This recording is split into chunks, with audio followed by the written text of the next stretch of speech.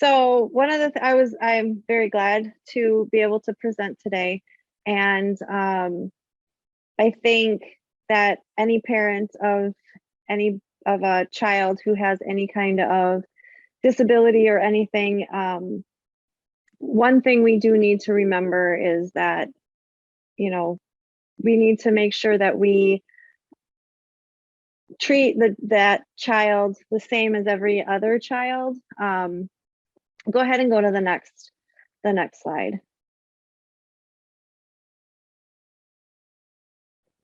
All right. I have a son who is 15 years old and obviously is shaving, and with whoever wasn't on here before, we did kind of share some things before the meeting started. But he has been amazing. He is visually impaired, but tells us every day that he's not. And he tries very hard to do everything the way everybody else does. I also have a 21-year-old nephew who is also blind. Both of them were diagnosed with Norie's, which is not a very typical, it's something that not a lot of children or not a lot of people have been diagnosed with. So it's been a learning experience through my nephew as well as our 15-year-old, as any parents of a visually impaired child have. And Bryce, we did not find out that Bryce was blind until he was about 2 months old. Sometime between when he was a month and 2 months is when we found out that his retinas had detached. We then went and did a DNA test, and that's how it was determined that he had this diagnosis. It's been a wild ride this whole time, with learning about the diagnosis and, having to make sure that he has everything that he needs. And in this session, I know that Trisha had mentioned that a lot of times people are going to be watching this later. So if there's anybody who's on that wants to ask a question or anything, just let us know and we can cover that.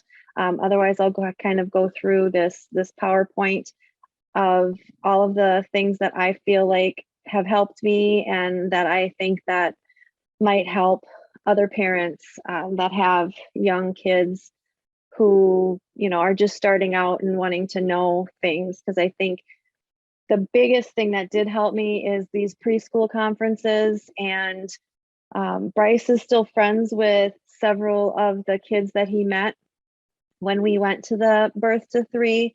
He'll have sleepovers with them and those kind of things. So it's a little different now being online and being in the Zoom, having that, you're not getting that same where between sessions we could talk to the parents and, and in the evenings after dinner and that we could all get together and talk and meet each other, and the kids could talk to each other and get to know each other. So I think these times are a little bit harder on parents, because I feel like the best thing that I learned is that you do need that support of other parents who are going through a lot of the same things, and be able to talk to those people. And not a lot of times other parents don't understand what you're going through and those kind of things. And I think asking questions and making sure that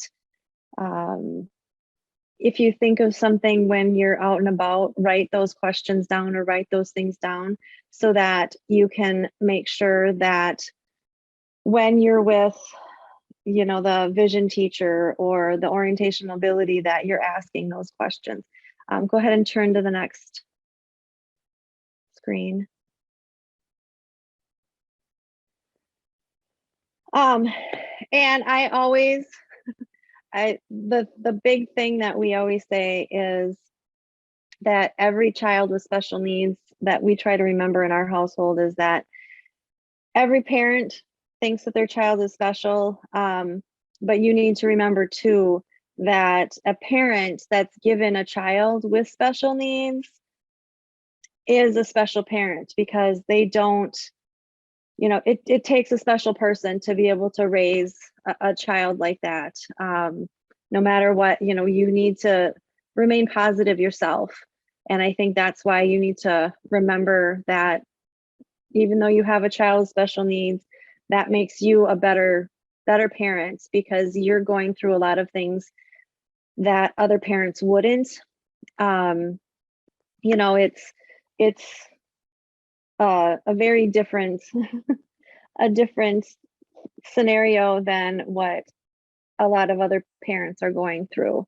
And as I said before, meeting people who have children, even if it's not the exact same diagnosis, but it might be they might be seeing the similar things that you're seeing, and those kind of things, and your family and friends. And you definitely need a good support system, because it's not easy to be able to know what to say to your children when different things happen. I mean, I can remember a time when Bryce was potty training, and we've always tried to present to him like, hey, God made you special. You're a special person, and you have a special place and you can do, whatever you want to.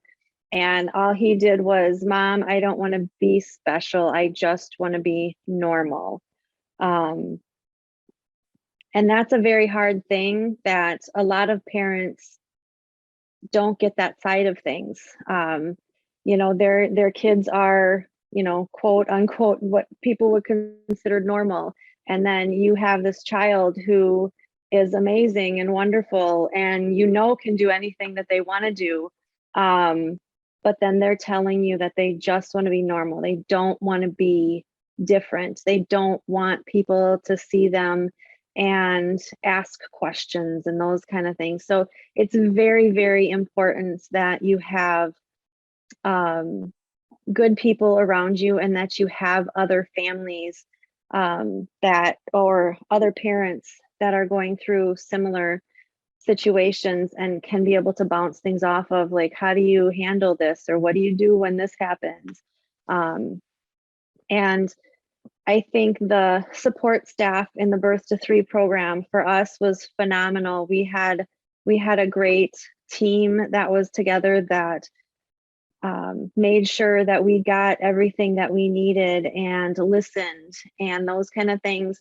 I know I've heard horror stories of people where they weren't getting the support they needed. That wasn't the case for us, but I think we were from the beginning, we knew that we wanted to make sure that Bryce was treated and was able to do and shown how to do everything anybody else can do. And that's still conversations now, is, that you can do whatever everybody else can do, but you're going to have to do it differently. And that's the bottom line, is that you are different, and that you will have to do things differently in order to do what, these other kids and, your peers that don't have that visual impairment, or whatever the disability, might be. So I think that making sure that when you're meeting with the Birth to 3 people, or even when you're in, the school age and those kind of things, is making sure that where you want to be in the future, so that you can relay that and make sure that the teachers and the orientation or physical therapists or whoever you have on that support team know exactly what you want. And that changes from year to year, which is why they have the IEPs and those kind of things. Go ahead and to the next one. All right. The one thing that I think I learned from the Birth to 3 programs, the conferences that we attended, was learn as much as you can about the child's diagnosis. So, in 5 years, is this something that's gonna cause deterioration of hearing, or is it going to cause, like maybe they can see now, but they're not going to, and you always have to plan ahead. I know that sometimes in some cases, some of the families that we know, their child wasn't fully blind as they were younger, and the teachers didn't want to teach them Braille. Well, they knew that with the diagnosis that eventually they're going to lose their sight, and we're going to have to go to Braille. So that's something that you're going to want to make sure that you fight for as a younger child, so that you can make sure that they have that. You want them to learn Braille earlier if you know that they might have to use it at some time. Those are some of the things that knowing those diagnoses, or maybe they're going to lose their hearing later. So you're going to want to figure out, well, if they can't see and they can't hear, we want to start this right away. When a child is learning to talk, that's when you're going to want to make sure that you're getting them involved, just like with all of those kind of things. Just like so that they can learn right away instead of learning later. And then the one thing that I also do is I always remember to never let anyone feel sorry for you or your child. I've even stopped people, and when you could hear them whispering, like, oh, that's too bad that he's blind. And I will stop people and say, you know what? You don't have to feel sorry for him. You don't have to feel sorry for me that I have a child that is blind. I think the way we react to things, and if we can nicely nudge people, then they're not going to react the same that way when they see somebody else. They're going to know, hey, you know what? I don't have to feel sorry for them, and you can smile and say hi or whatever. One of the times that I stood up like that, I think Bryce was probably, well, he was in school, so maybe 7 or 8, and we have an older child who, they were both with me, and I said something, and we had a half an hour ride back home afterwards, and the whole ride home they were asking me, well, why did you say that? And I'm like, I can't let people I can't stand up for, or I have to stand up. I can't let people sit there and feel sorry for people with disabilities, because it's not right. I mean, they're just like any other person and should be treated as such. And so, I think how we react to situations like that teaches the child that, hey, I don't have to feel sorry for myself, and I don't have to let people feel sorry for me. So I think it's very important that we remember how we react to things and how we perceive ourselves and present ourselves is definitely a teaching tool at any moment. And then push your child to get the things that you know that they need. And like I said earlier, is if they need to have Braille because, maybe they can see now, but won't in 5 or 10 years, or even when they're in their 20s, maybe they won't see. Why should they have to learn that kind of thing when they're in their 20s, right? They should be able to learn these things right away and be able to utilize that if they need to at any time. Our family quote, and Bryce hates this, is the quote is, the word can't is not in your vocabulary. I'm always telling Bryce every time he's like, well, I can't do that. I'm like, no, can't isn't an option. That's not an option for you. You want to do it, then we're going to figure out a way to help you do that. So that's the big thing, is even if you think that if it's something that they really want to do, figure out a way to do it. And it is a lot. There's a lot more to do to get those types of scenarios. We have to think outside the box all the time. Every day, something will come up and it's like, okay, you want to do this? How can we get that done? Right now, Bryce is wanting to find a job. He's 15 and he wants to find a job, and what kind of a job can he do? and those kind of things. Those are the things that we all have to think about is, if he wants to work at McDonald's, how could he do that? If he wants to work at Walmart, if he wants to work in an office setting, what is it that he wants? And then we always think outside the box of, how can we do that? And he doesn't want help doing that. He wants to be able to do that himself. And so we need to then think outside the box. Okay, so if you are going to walk into apply at Walmart for a job, how does that look to you? What are your thoughts of, what do you think you can do there? And how can you convey that to the company that's going to see you and see that you can't see, and be like, well, how are you going to work here? Like, what do you think you can do? And that's something that he's going to have to struggle with his whole life. And that's why we really have made sure that we tell him all the time that it's not that you can't do it. We just have to figure out a way to get you there. And always be available to listen to your child and hear what they're saying. I know I'm very guilty of this, and Bryce will call me out on it a lot of times. He's like, I said this the other day, but you didn't listen to me. And I'm like, I didn't. And then I think about it and I'm like, yeah, you're right. I did kind of. So I think that we do really need to listen to them and hear what they're saying, so that we can make sure we know what we want for them, but we need to make sure that they're getting the things that they want.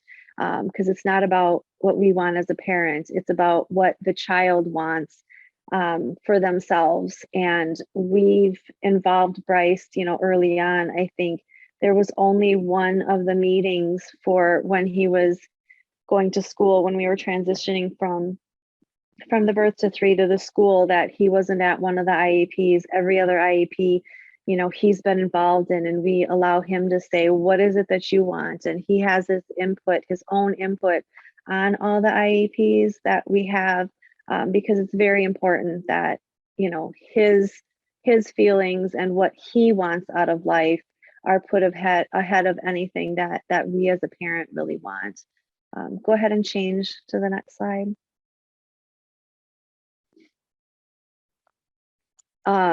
And with the IEPs and keeping Bryce involved, I think that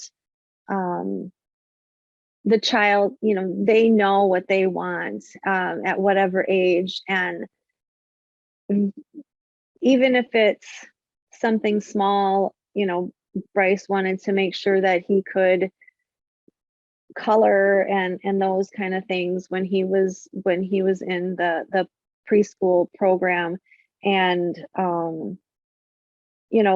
finding out that even in the different art classes and those kind of things, what is it that he wants to get out of the different classes? So making sure that the teachers know what to expect from them, and for them to be able to let the teachers know what they need, and push the child to make sure that they're telling the teachers what they need.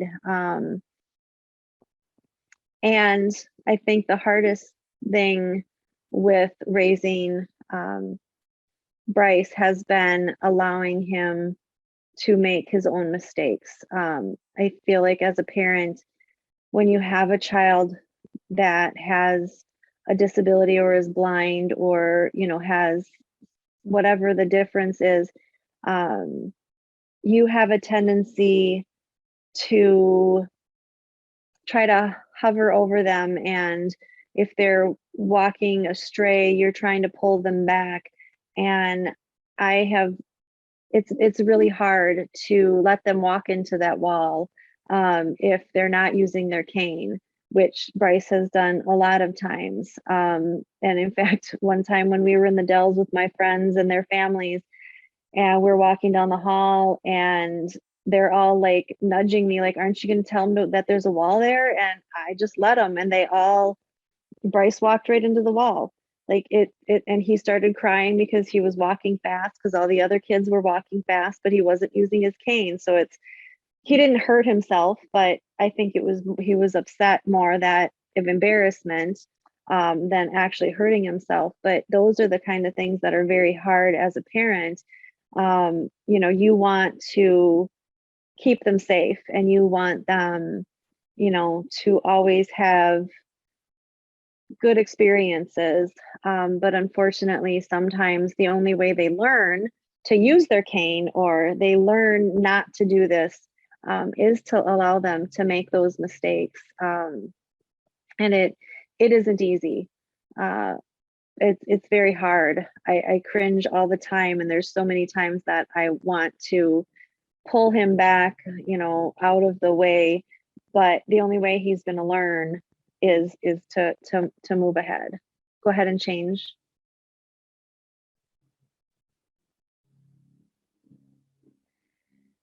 Well, that didn't take as long as I thought it was going to, but I think I was expecting questions in that. But are there questions that people have? Because I can definitely share more things if. You remember anything that when your boys were young, that kind of eased you through the routines at all? I know your boys are at the older age now, but were there anything that became huge learning lessons for you that? Yes. Yes, because both of the boys, I mean, they're 3 years apart, but they're very different people, and they literally go in opposite directions.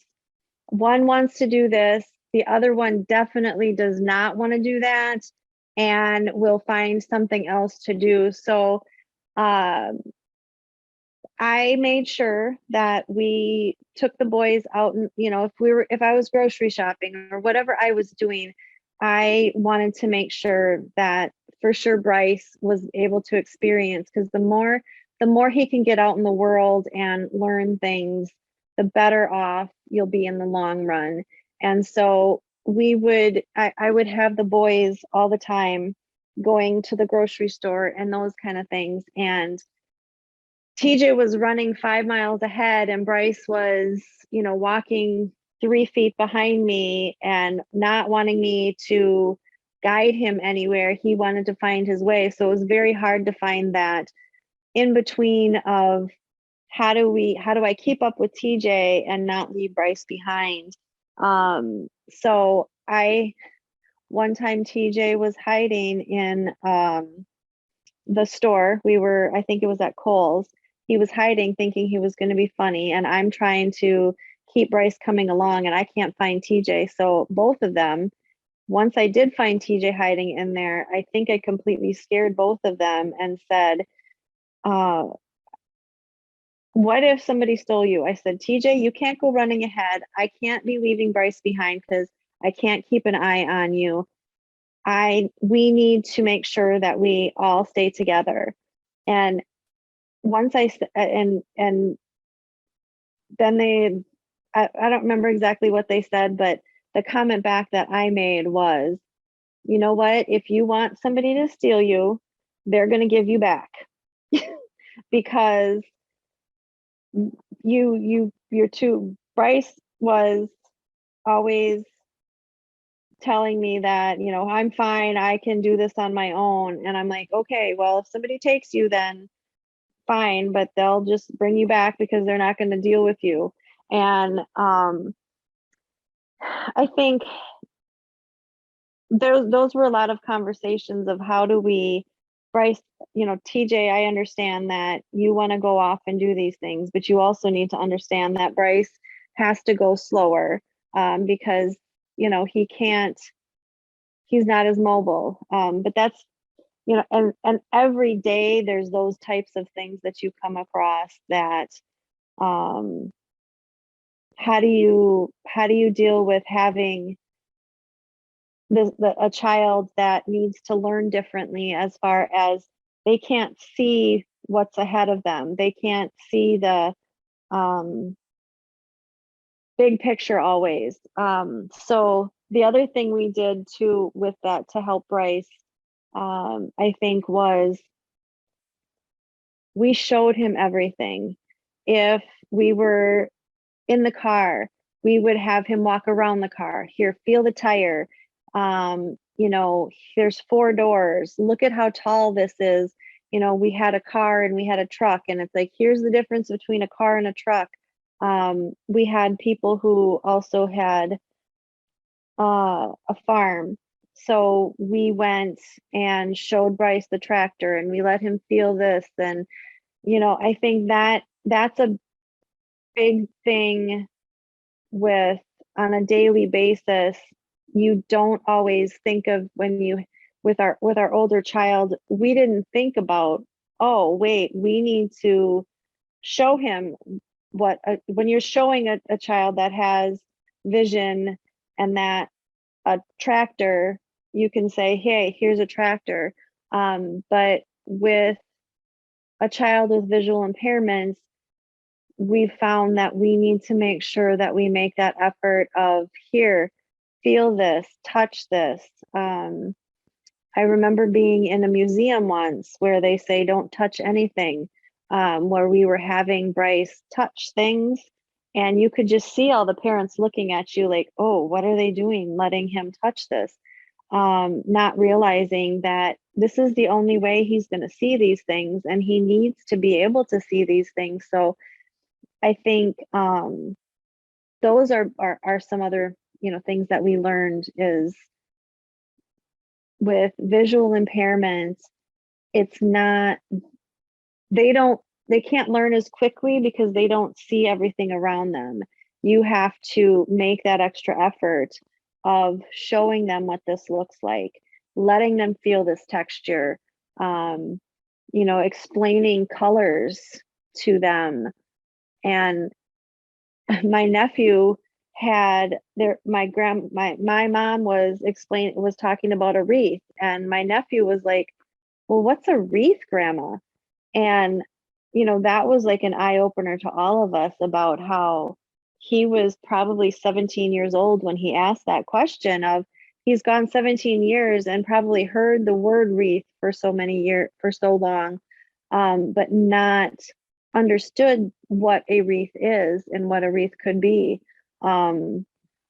So I think those are some other things that we've learned about, you know, making sure that we take that extra step of showing them and letting them explore. I guess that goes back to making their own. Debbie Meng Making it. says, allow extra time for when you're out exploring. Yep. Yes, for sure. For sure. That is definitely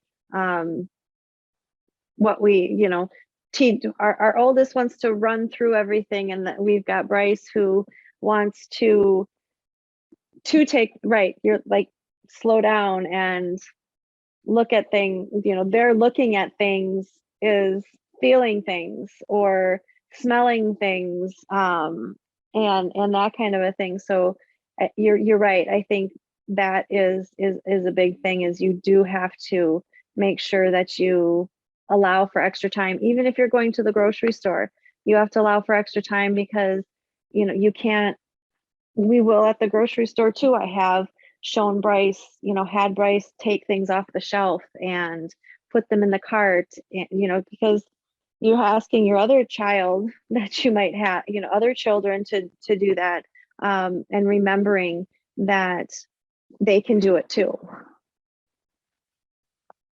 Naomi, one of the things you said, a lot of the things you said, first of all, very good. I love the attitude, by the way. Thank you. Because Bryce has learned to be self-reliant and to try new things on his own. And that's just so important. The other thing I think, you didn't touch upon this, but you probably were going to, you need to have contact with blind and visually impaired adults. Yes. I was amazed once when I was at a meeting and I had finished chairing the meeting, and this little girl came up to me and she said, "You're the guy who's doing all up there." And I said, "Yes, that was me." And she reached out and she found my cane. She says, "What's this?" I said, "It's my cane." She says, "You can't be blind. You're all grown up." she had not Yes. got the idea that you would grow up to be a blind woman if you were a blind little girl. So, having those blind adults around where, they've lived through some of these things that you're going through as a parent of a blind child is a big help. And I know you've got some of those around you too. Yes, we do. My dad is a pastor, and when he was going to school, there was another pastor who was visually impaired, and so they've kept in contact. And Bryce has that. We try to go to the different things at the school for the blind, and he'll get in contact with adults that way as well. And he did get an opportunity to go to California for the Braille Challenge one year, and was able to meet up with some and listen to some, and myself was kind of amazed with some of the people that they had talking there, who had gone to college and those kind of things. So you're right, that having those adults in your life too. And I should have probably touched on that when I was talking about with the birth to 3 and all that. But it is families and friends, and making those contacts with the blind and visually impaired communities, so that you can have all age groups to be in contact. And Trisha, I did see that you put up there about the sensory stuff. And yes, we have had issues with that. Not so much now when he's older, but when he was younger, there were a lot of, if it was too noisy, he would sometimes get overloaded. So and this sounds mean, but in a lot of cases when we saw things where Bryce might not have been able to handle, or he would start to get too much input,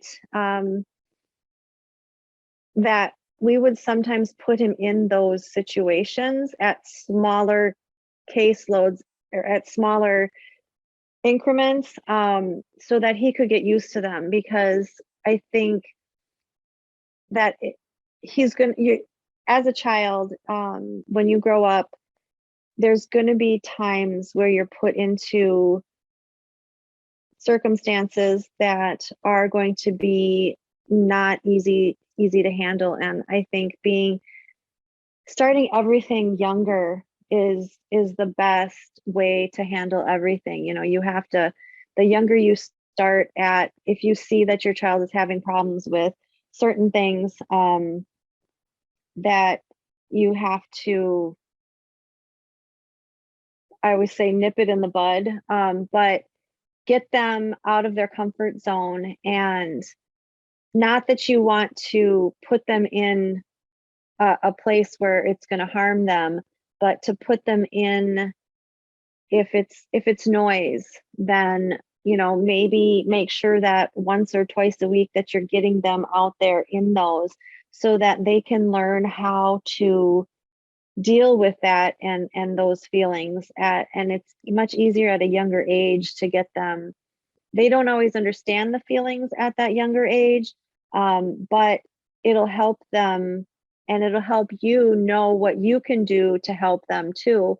I know my nephew does have autistic tendencies, and I think he's more one that would have the sensory things that we really learned with him what to do. And you can learn the signs of when they're starting to get to a place where it is becoming a problem. That's a big thing, is watching your child and knowing their reactions to things, and knowing what's going to cause them to be upset, or what's going to help them get through certain situations. And it's not easy, but sometimes you do have to put them through situations that they might not like to. Right. Yeah. Okay, Deb, I've that's got, true. you saw Deb's chats, good. Yep. And then Trish asks, what kinds of things have you done to deal with social skills? The social skills. Yes, how to learn to judge people, uh, how to I would go to how to show nonverbal responses, how to uh, how to deal with people's. Well, you talk about dealing with people's expectations, Mhm. but social skills in general. And how to make friends. Yeah, so that junior high is when, well, about fifth grade, we actually wrote things into his IEP, because he wanted to have friends, and Bryce is not shy by any means, but when you have a visual impairment, you don't know who's sitting next to you. You don't know if there is somebody next to you. You don't know if there's somebody 3 feet away from you.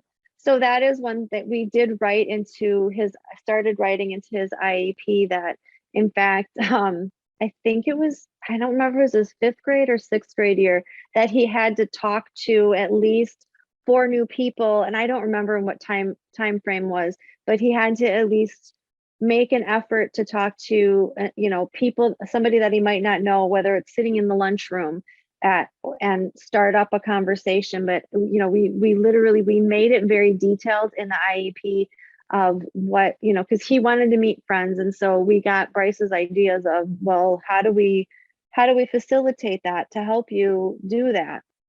And so we wrote it into his IEP, so he knew that his goal was that, you know what, throughout this semester, I am going to try to meet 3 new people. So he had that in his mind of a goal that he knew he wanted to meet new people. So we helped him along and got a goal for him to do that. The other thing too is when Bryce was little, he always used to put his head down. He wasn't sleeping, but everybody's like, "Oh, look, he's sleeping." And so teaching him that when you have your head down, people don't think you're paying attention, and making it a goal too, to make sure that he's looking at people when he's talking. And in fact, just today, he was talking to me and I was looking at his back. So it's like, Bryce, you need to turn around. If you're going to talk to somebody, you need to turn around and look at them. Those are the things that, with social skills, making sure that they don't see the cues like other kids do with, hey, when I want to talk to somebody, I look at them. You have to tell them to look at them. And making sure that reminding them, if you see them not doing those kind of things, that you do need to remind them of that. And that don't be shy, talk to people who are next to you. The other social thing that I remember with social skills that we had was when Bryce was old enough to go into the public restroom by himself. That was very, very scary for me as a parent, because who's in there? I don't know what kind of a person is in there, and what if Bryce runs into them or whatever. One of the very first experiences that I had with that is I was standing outside, and there was a young gentleman who was going to walk in, and he kind of looked at me and he's like, "Is your child in there? Or is your son in there?" And I said, "Yeah, but he should be coming out." And that he waited outside till Bryce came out of the bathroom, because as a parent, you're wondering, is there somebody that could take him? I mean, I'm standing right out here, but you never know, or, anything can happen in a bathroom. And so that person must have seen on my face that I was scared of my child being in there by themselves. And, the other thing with going into the bathroom that we ran across was Bryce wants to do everything by himself. So I needed to make sure that if somebody tried to help Bryce when they were in the bathroom, that Bryce needed to understand that he couldn't snap at them like he snaps at me when I do something that for him that he doesn't want me to be doing for him, that he needs to nicely tell them, no, thank you, I can do this on my own, or accept the help and just go with it. So those are definitely conversations to have with with children that you have to have fairly early. You know, he was, I think, well, he was probably 8 or 9 when, you know, he was going into the bathroom all by himself. When he was younger than that, usually his brother went in with him. But when he was 8 or 9, he's going in, and that's a fairly young age. But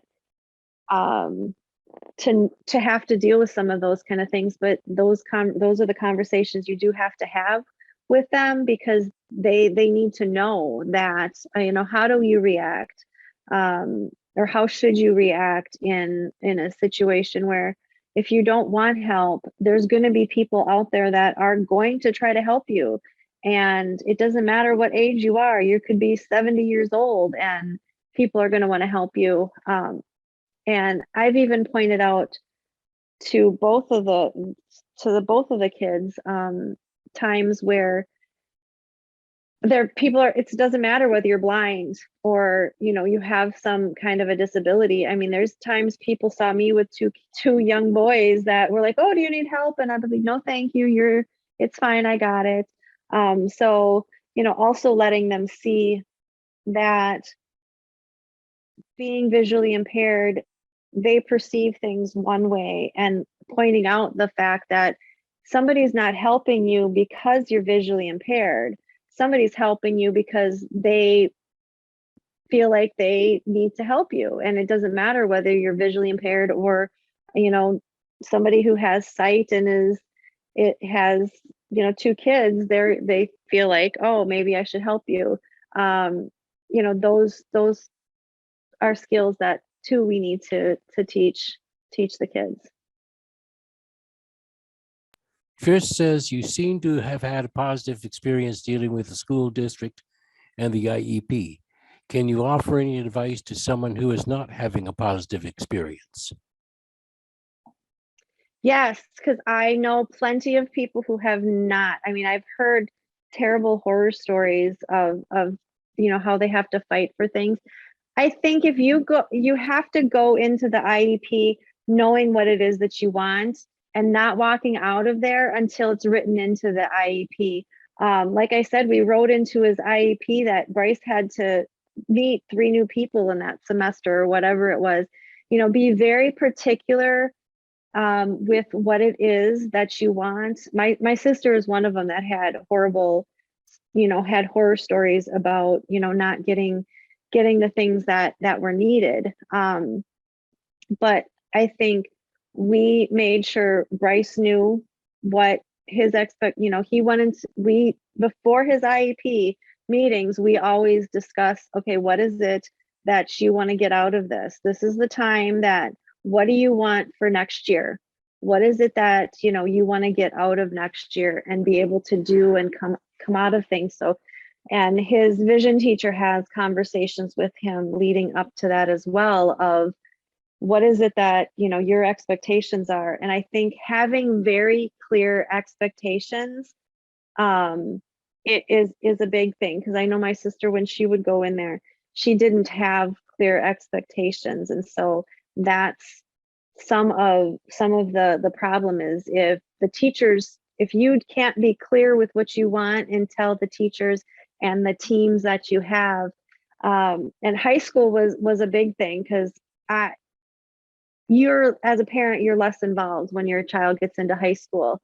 And so with the IEP meeting for getting Bryce into high school this year, literally Bryce talked the whole time of, here's the things that I want, you know, this is what I want to, and then the teachers would ask questions, and we will let Bryce answer the questions of, you know what, if you're talking, and this is literally Bryce said, if you're talking or if you're writing on the board, please read whatever it is that you're writing. because all the other students can see what you're writing on the board, but I don't know what you're writing. So if you're writing something on the board, please say whatever it is. And I think those are the clear expectations that, you know, you need to lay out there, of here's what I need. And when Bryce was younger too, we had, I think he was probably in first or second grade, and he came home talking about how the teachers weren't giving him the things that he needed, because he, you know, all the other kids got everything that they needed, but he wasn't getting it. Well, after asking some questions, they weren't giving him a calculator that, one, it didn't talk, it didn't have any kind of, you know, anything for him. He wouldn't have been able to use that. Or no, it was the pencil. That's what it was. At that time, it was the pencil. So yeah, it was first or second grade. And all the other kids had pencils and were writing notes. And Bryce was so upset that the teachers didn't give him a pencil. And I said, Bryce, did you have your brailler? He's like, well, yeah, that's your pencil. You know, I think that's another description of how the child is perceiving something one way, and you have to ask the questions to find out, well, what exactly is going on? And I feel like you have to ask a lot more questions for a visually impaired child, because their understanding of the world is very different, because they don't, the visual cues that the rest of us get aren't there. And so explaining to them everything that's going on around there, and, you know, letting them know that you don't need a pencil because you're taking your notes on a brailler. So you don't need a pencil, and therefore they weren't mistreating you by not giving you a pencil. They were giving you the brailler. You know, those are definitely experiences that helped me learn that I do definitely have to ask a lot of questions when Bryce comes home with stories, to find out, okay, well, here's your perception of this, but is that really what happened, or did this happen? Because, you know, he wanted to be treated like everybody else, and he was being treated like everybody else, but that's not what he came home with. So yeah, that's. Do you have any advice for somebody climbing the ladder of emotions, who have a child with special needs? Talk about the You're talking about as the parent. Emotions of a parent, as a parent. Oh, yeah. Yes, for sure. I think you always have to remain positive. It's a big struggle, and it's very hard to know. As a parent, you always want your child to be perfect. Unfortunately, no child is perfect. But, you know, looking at the child as a blessing, and looking at the child as, I'm trying to figure out how to put this, but it is incredibly emotional to know that, and think of how that child's going to grow up. You know, I worry every day about, you know, when Bryce is 18, how is that going to look? You know, and as a new parent of a baby, as you just found out, like we found out at when Bryce was 2 months old, you know, having to figure out and realize that there's a lot of work that's going to go into this, and just being positive. And that's why in the beginning I said, you know, special needs kids are only given to special parents that can handle that.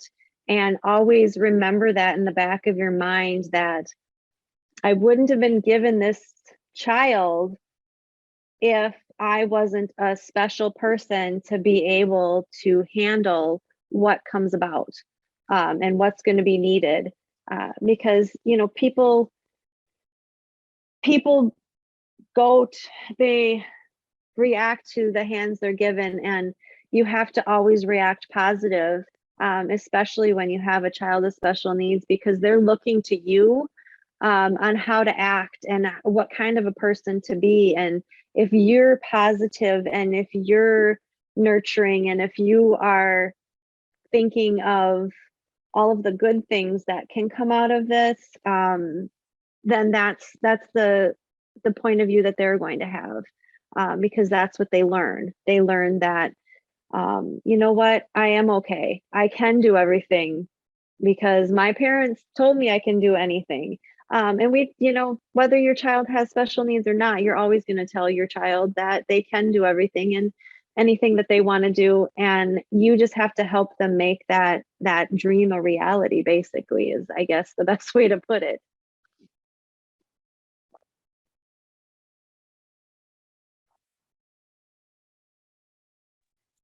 Okay, are there other questions for Naomi?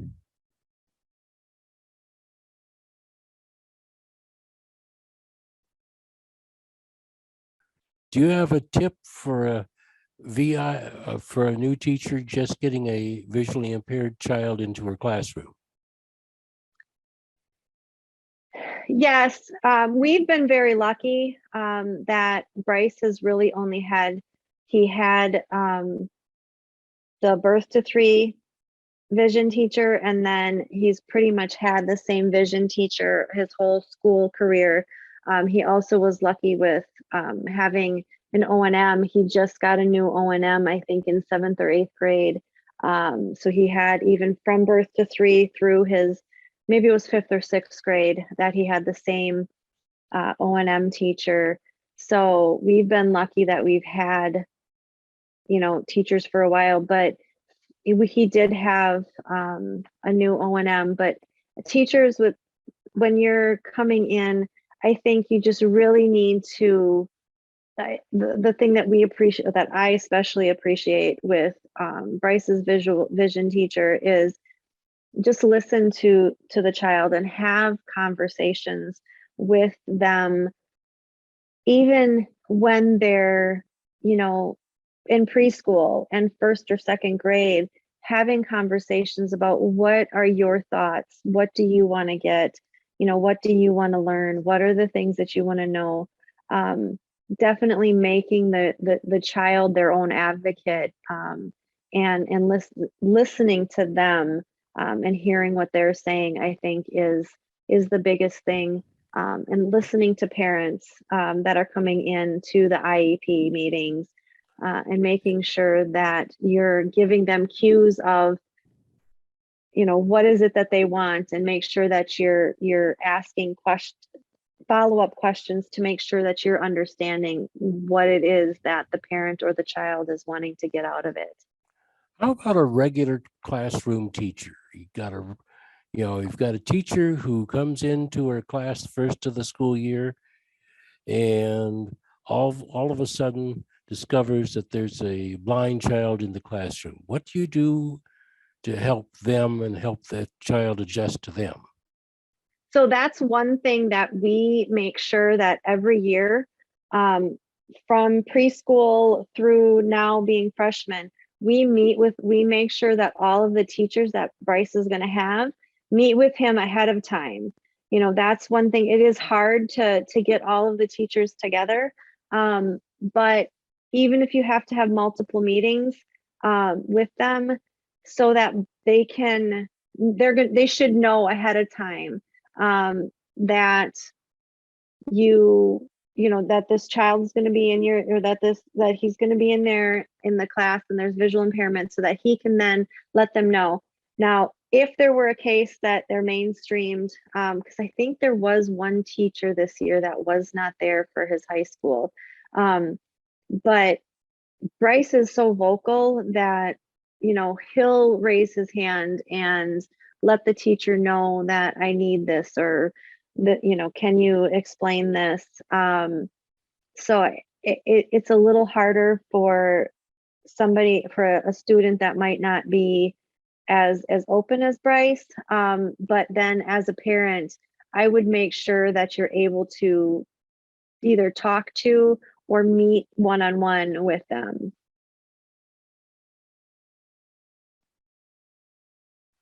Judy says, I think you're my spirit mom. I've got a son 4 years old, and she has a lot of other good things to say about you, and just loves the presentation.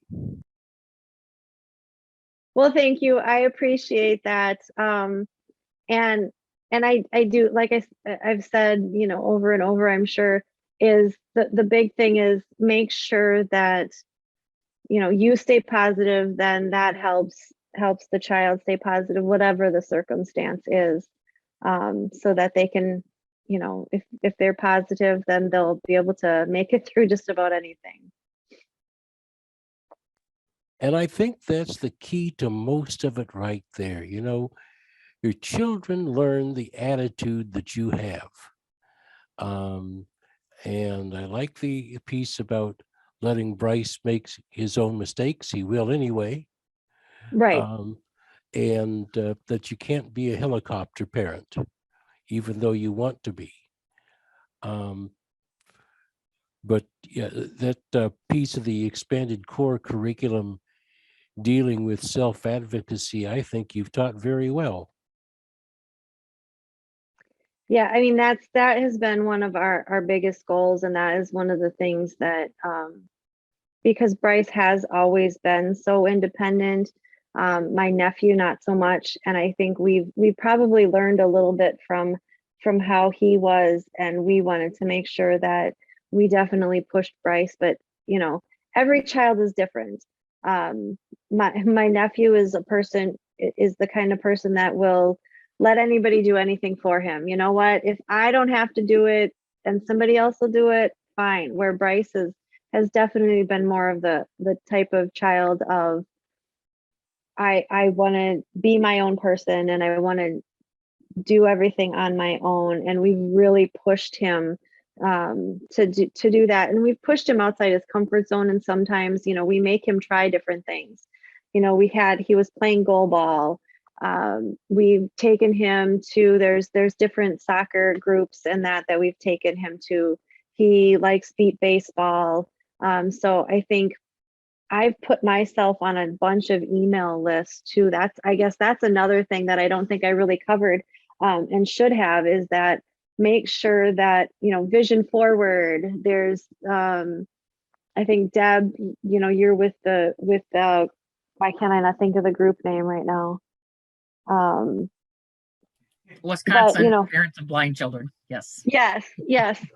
Thank you. But there's, you know, I think learning all of those types of different things that you can get involved with. You know, Vision Forward's really good at getting people involved in different things and getting pushing a lot of information.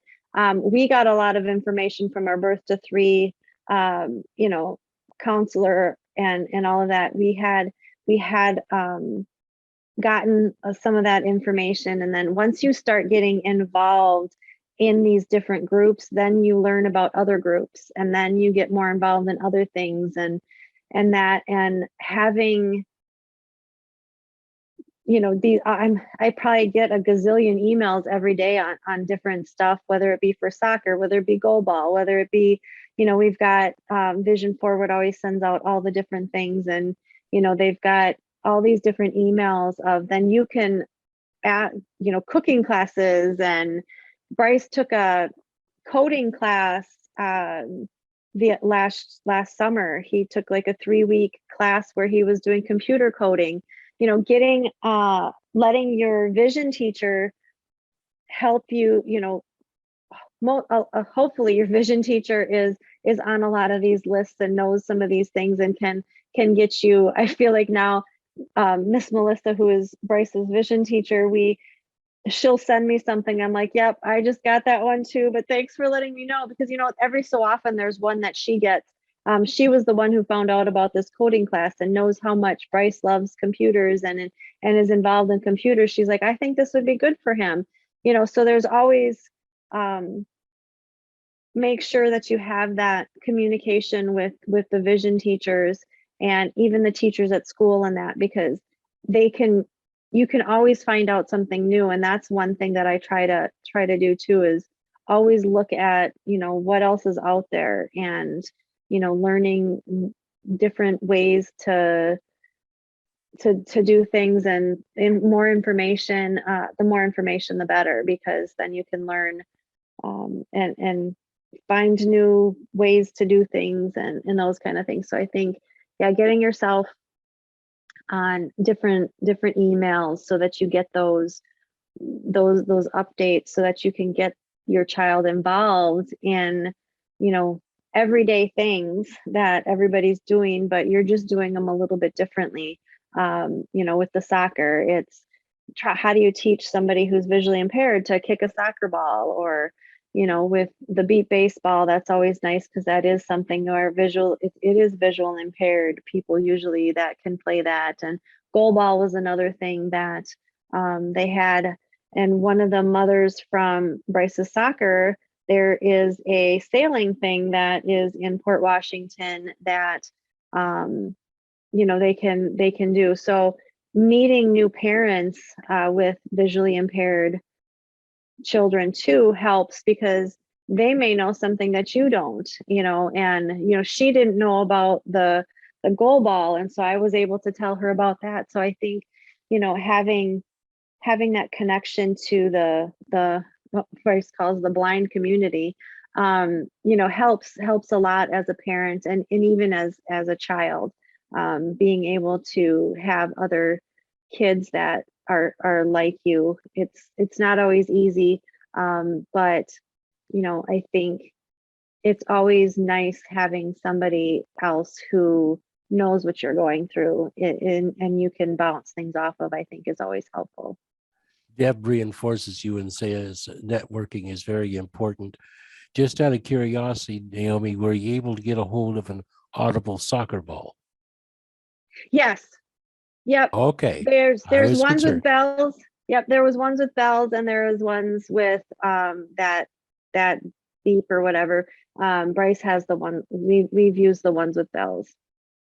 I know there's one with bells. I know there's one that rattles. So Yep. next thing for him is tennis. Yeah, he wants to do basketball too, so we're trying to think outside the box on that Okay. one too. I've got ideas for you on that. Okay. Dave, do you want to explain goal ball just for a quick second for those that might watch the video and don't know what goal ball is?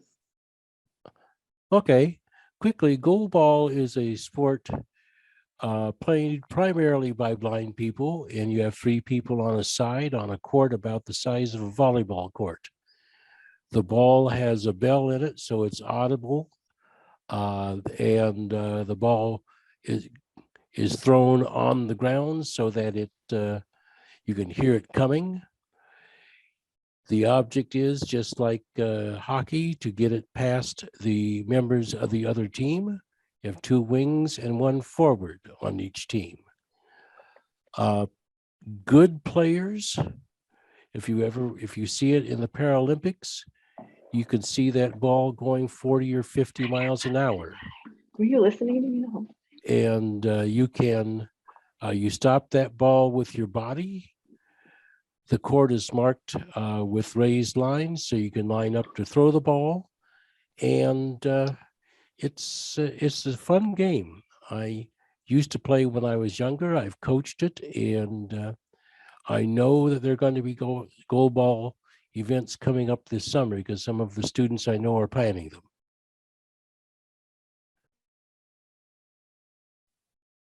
Thank you. I know goal ball was mentioned quite a few times, and I was concerned that some of the new parents wouldn't know what that was. So that was a great explanation, Dave. I appreciate you. You'll get my bill. And I'll stamp my smiley face sticker right on it. Oh, this was a great session, Naomi.